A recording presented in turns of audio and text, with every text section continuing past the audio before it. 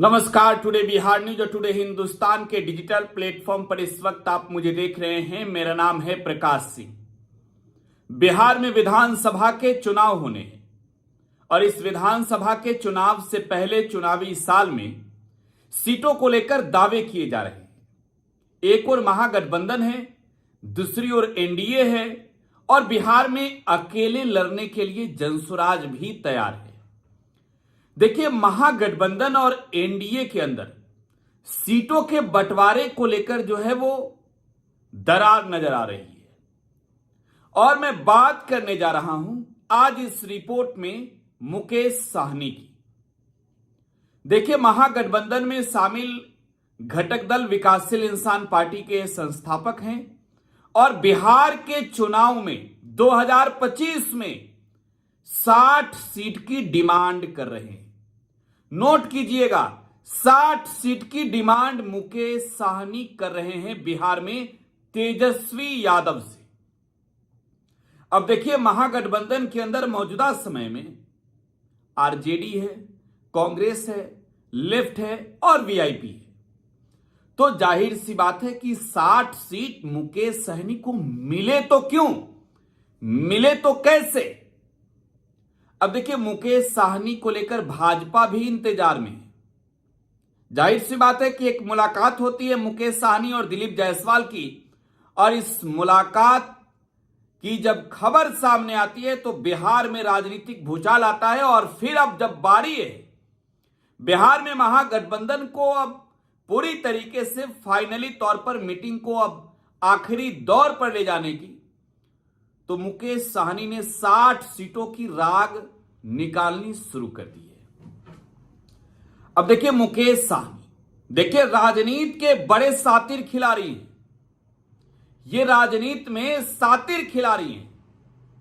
अगर हम कहें कि 6 सीट भी मुश्किल है मुकेश साहनी के लिए, 6 सीट भी ज्यादा है मुकेश साहनी के लिए, तो मैं कह रहा हूं कि आप आखिरी तक जब समझिएगा तो आप कहिएगा कि वास्तव में 6 सीट ही मिलनी चाहिए।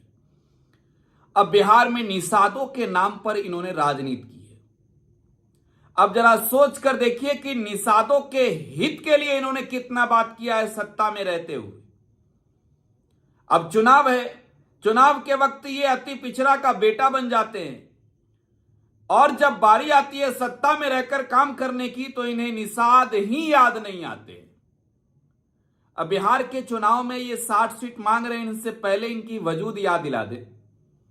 मुकेश साहनी वो व्यक्ति हैं जो बिहार का चुनाव लड़े तो हारे हैं, जीते नहीं हैं, बड़े मार्जिन से हारे हैं। महागठबंधन के साथ मिलकर लड़े तब भी हारे और एनडीए के साथ मिलकर लड़े तब भी हारे। मतलब यह कि जमीनी तौर पर बिहार में मुकेश साहनी की कोई वजूद नहीं है। ये हवा हवाई के नेता हैं, इनके इर्द गिर्द वाले नेता भी हवा हवाई वाले। तो खैर, अब मुकेश साहनी आज के वक्त में 60 सीटों की डिमांड कर रहे हैं। 2020 का चुनाव जब विधानसभा का हुआ तो पहली दफे इनकी पार्टी विधानसभा का चुनाव लड़ी। मुझे याद है कि तेजस्वी यादव के ठीक बगल में बैठे थे और तेजस्वी यादव तो लालू यादव के बेटे हैं। वो तो बिहार की राजनीति के मजे हुए खिलाड़ी बन चुके हैं। वो तो समझ जाते हैं कि भाई कौन सा सिक्का किधर उछलने वाला है। उन्होंने कांग्रेस को उनके खाते की सीटें दे दी, लेफ्ट को दे दी और आरजेडी के खाते में 144 सीट रख लिया। तेजस्वी यादव ने कहा कि हम अपने खाते से, आरजेडी अपने खाते से वीआईपी को सीटें देगी। साहनी जिस गति से उठकर निकले थे कि मेरे पीठ में खंजर भोंका गया, मेरे साथ धोखा हुआ, वो आगे निकलकर सीधे भाजपा के दरवाजे पर पहुंच गए। मतलब है कि इनका गोटी तब भी सेट था। मुकेश साहनी को बिहार की राजनीति में लॉन्च किसने किया आपको मालूम है? अमित शाह ने, जेपी नड्डा ने। ये बिहार के चुनाव में जब पहली दफे आए थे तब ये भाजपा के प्रचारक बन के आए थे। मतलब आप ये समझ लीजिए कि ये भाजपा के कट्टर समर्थक नेताओं में एक रहे हैं और अब इन्होंने तो अपनी पार्टी बना ली है। तो जब ये भाजपा के साथ आए तो बिहार में इन्होंने 11 सीटों पर चुनाव लड़ा। देखिए, अब बीजेपी के साथ गए थे, भाजपा ने इनके साथ खेला क्या किया। मुकेश साहनी के पास 11 सीटों पर चुनाव लड़ाने के लिए कैंडिडेट नहीं था। 11 सीटों पर चुनाव लड़ाने के लिए मैं कहिएगा तो इनके कैंडिडेट का नाम बता दूंगा पूरा। भारतीय जनता पार्टी के जो कैंडिडेट थे वो इनके टिकट पर चुनाव लड़े, मुकेश साहनी के टिकट पर। साहनी की पार्टी के टिकट पर चुनाव लड़े, 4 लोग जीत गए। और मुकेश साहनी खुद जो है वो दूसरी दफे चुनाव लड़े थे, तब सिमरी बख्तियारपुर से उन्हें यूसुफ सलाउद्दीन ने हरा दिया। एक दिलचस्प बात और बताएं, इससे पहले 2019 में मुकेश साहनी खगड़िया लोकसभा सीट से चुनाव लड़े। उस वक्त यूसुफ सलाउद्दीन के पिता चौधरी महबूब कैसर अली ने इन्हें हरा दिया था। तो 19 में बाप से हारे, 20 में बेटा से हारे। अब जरा सोचिए कि राष्ट्रीय जनता दल का एक ऐसा नेता जो पहली दफे चुनाव लड़ रहा हो, जिसका नाम मार्केट में नहीं हो, वो चुनाव लड़कर मुकेश साहनी को धूल चटा देता है और 2 बार हार के मुंह ये गिर चुके हैं। तो खैर, अब बारी है 2025 की। 25 से ठीक पहले 24 में चुनाव हुआ।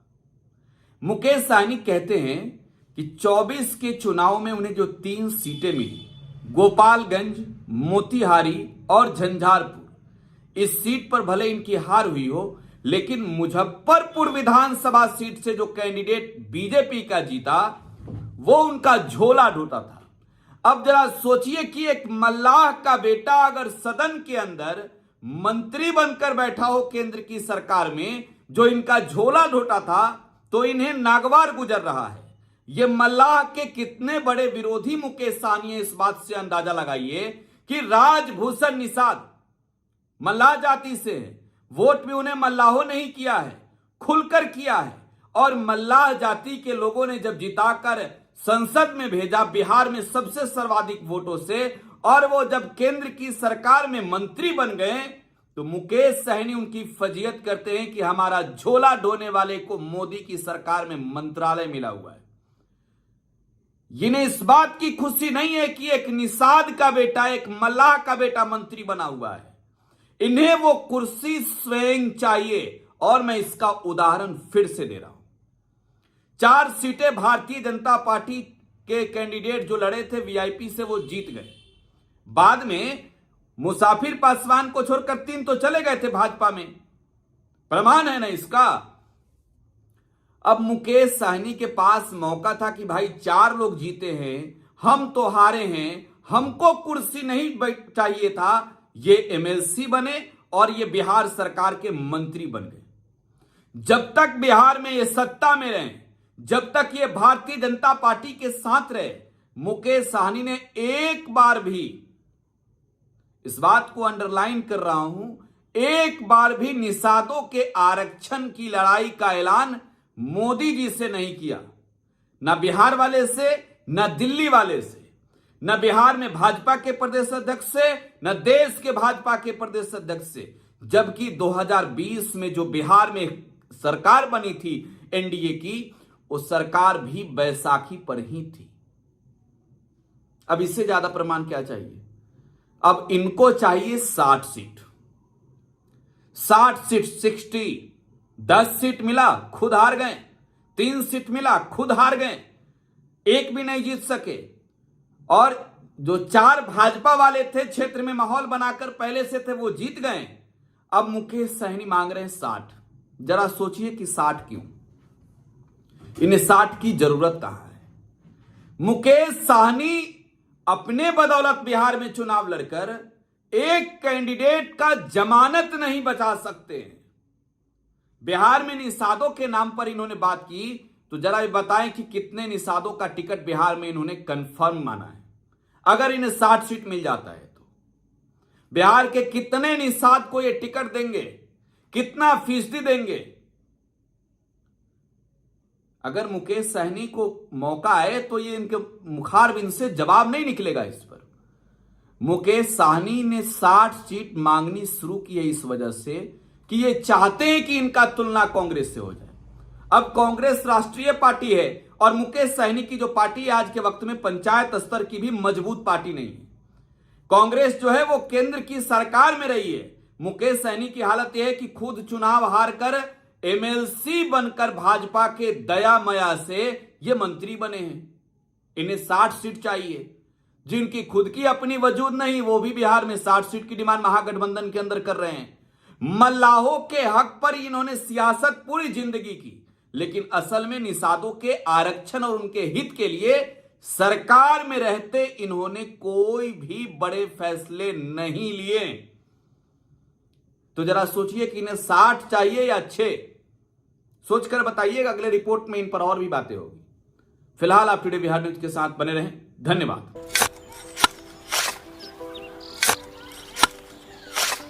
नई का साल मुबारक हो चाचा। हाँ मुबारक। जब तक ये सरकार बा तब तक नया साल मुबारक। कहाँ का बात करत बाड़? बात ई बा, साल चाहे नया होके दिन चाहे, हमार जिंदगी में तो बस दुख है, दुख बा। बाढ़ के समस्या 10 का 10 बा। फसल बर्बाद हो जाला या ऑन पॉन बिक जाला, ना कोई उपाय बा ना कोई राहत। बात तो सच बा चाचा। फिर से बाहर जाए के सोचे के पड़ रहे हैं कि सरकार से कुछ ना हुई। कबू कबू तो लागेला हमरे मजदूरन की जिंदगी में कोनो नया साल सच में मुबारक हुई। नया साल तो तब मुबारक हुई जब नई सरकार आई। बात तो सही बा चाचा। नया साल, नई सरकार, नया संकल्प, नया बिहार।